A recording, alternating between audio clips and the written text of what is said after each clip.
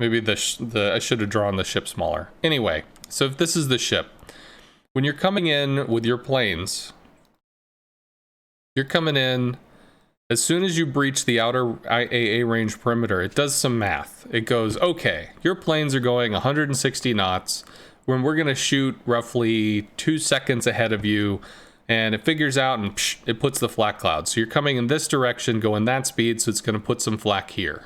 So if you keep flying at that speed in that direction, you encounter the flak. So ideally you turn, and then more flak gets shot out. Okay, it's going this direction to this speed, we'll put some flak here.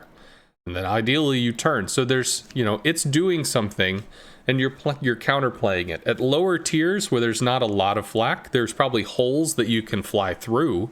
But when you get to higher tiers and you just get walls of flak, it's more about trying to place the flak over here, but then turn out. Place the flak over there, but then turn out. So that you can, you know, you can trick the gunners and to put into shooting ahead and then changing your trajectory.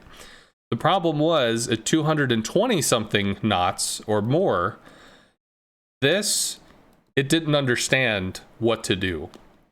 So you might be coming in very quickly, and rather than putting the flak maybe here, which is where it should have been, it would incorrectly extrapolate it, like put it here, where there's not even a reasonable ability for you to get there, because the math was wrong. Like it didn't do the calculation right. So this has nothing to do with planes that go 110 knots or 160 knots or 180 knots or any of that other shit. The flak worked there. It understood how to do the math.